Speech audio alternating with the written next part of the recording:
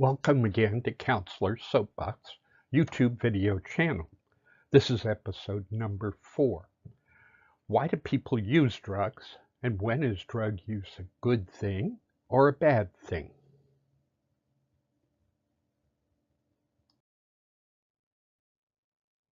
In our study of drugs and people's use of drugs, we'll see that the very same drug can sometimes be a positive thing and sometimes a very negative thing. For example, alcohol can be served as part of a social gathering, which is making fun. Also, some people can develop a severe problem with drinking too much. Remember, these pictures are sourced from public domains on the web, and I don't know if the people in these pictures really have any of the issues we're illustrating here, but the pictures seem to display the characteristics that I wanted to illustrate.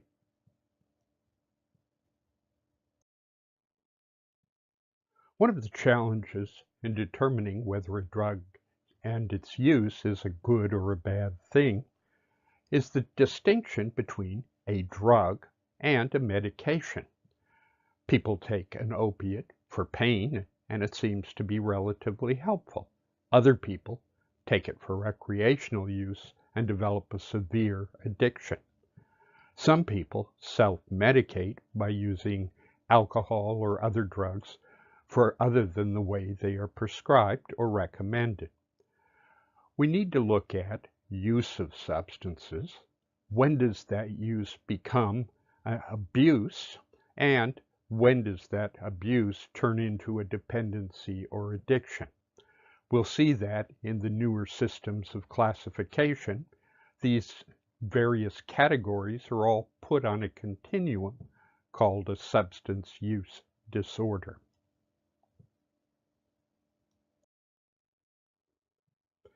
There are a great many reasons why people may decide to use a drug. And remember, for the purpose of this series, we are including alcohol and nicotine as drugs. Some people use a particular chemical or drug for medicinal purposes. Sometimes it can be used for a religious purpose. Drugs also have social uses, to be more social, to feel relaxed.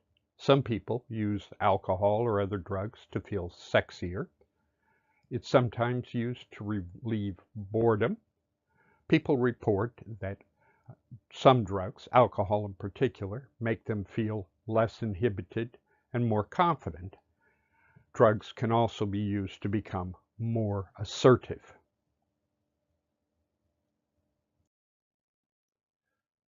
Some important ideas about drugs.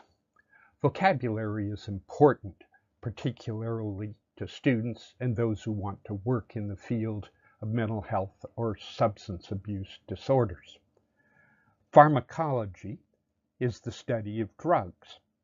Psychopharmacology is the study of a drug's effect on behavior.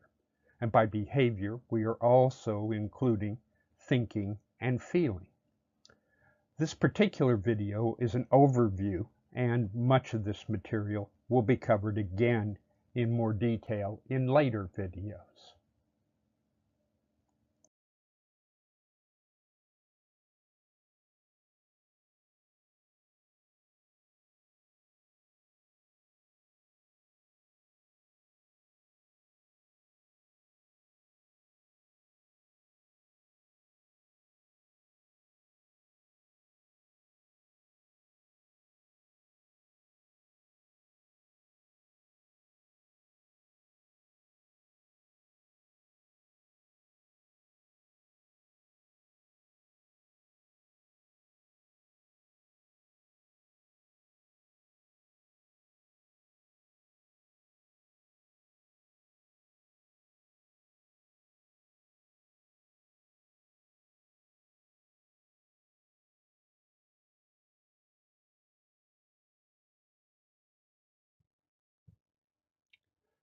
Two questions we need to look at.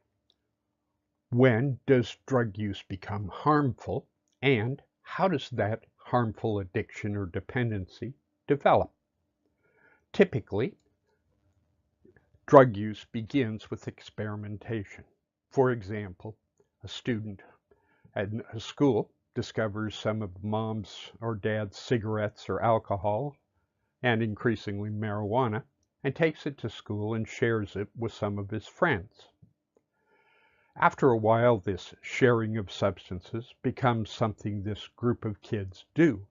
They sneak out behind the bleachers to smoke a cigarette, or they get together after school to drink some alcohol.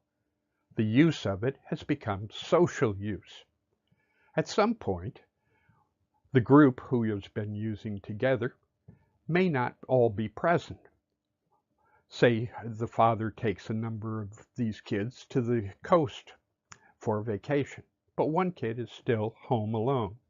Because it is now after school hours or Friday night when this group of kids normally use, it has become his habit to use.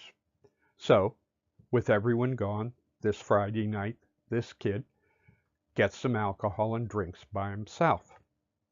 At some point, this habit passes over into problematic use. Someone is drinking or using too much, too often, or in unsafe conditions. At this point, if that person decides to quit, it may not be a long-term problem. But many people, when they try to quit, discover that they cannot stop thinking about it and having cravings. The use of this chemical has now reached the point of psychological dependency. Further along the path, because people with a psychological dependency often give in to their cravings and use, that person may find that when they are deprived of the drug, don't drink or use for that one night, that can reach the point of physical withdrawal symptoms. And yes, all drugs, including marijuana, appear to have some physical withdrawal symptoms. Even prescribed medications can have withdrawal symptoms. But we'll see that the type of cravings that we have for drugs of abuse are different from the type of cravings someone might have for most prescribed medications. Unfortunately, harmful drug use can result in death, permanent long-term illnesses, and medications and medical expenses as a result of injury from the drug. It's a very tenuous distinction between is something a medication or a drug. Most medications are chemical compounds and are drugs, but not all drugs are prescribed medicinally. We'll look more at this distinction in future videos.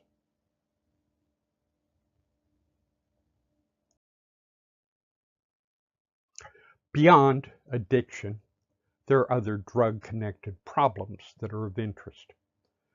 One is the question of crime. People may have to commit a crime to get a drug. The fact that many drugs are illegal means that simply purchasing or selling the drug is a crime. While people are under the influence of a particular drug, they're also more likely to commit some crime. Some people have to commit crimes in order to get the money to pay for their drugs. Some people engage in prostitution, some in burglary or robbery, and so on. And lastly, because there's a demand for drugs, someone is going to sell them for the profit. And drug dealing is itself a crime. Many users end up also selling some drugs in order to pay for their habit. There appears to me to be a connection between domestic violence and drug and alcohol use. We know that not everyone who drinks alcohol becomes domestically violent, but when we look at those people who have been convicted for domestic violence, we find that there's a high prevalence of alcoholism and drug abuse among them. Also, drug use leads to arrests and incarceration. There is a lifestyle in which, in order to continue drug use or alcohol use, the person has to devote more and more of their life to getting, using, and recovering from the drug. There's also a complex interrelationship between sex and drugs. Of course, some people perform sex in order to get their drugs. Some people become more hypersexual and under the influence of drugs, particularly stimulant drugs, they will do things that they never thought they would have done without that drug in their system.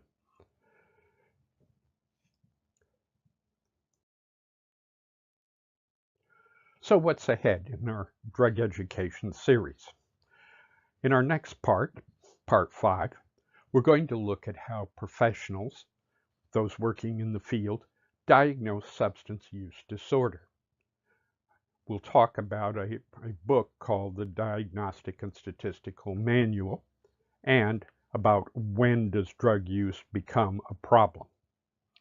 If you've enjoyed this video, please click the button directly below. Comments are always welcome.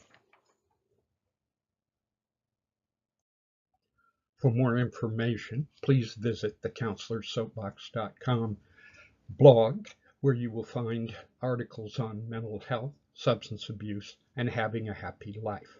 The David Joel Miller fiction and nonfiction books are available on Amazon.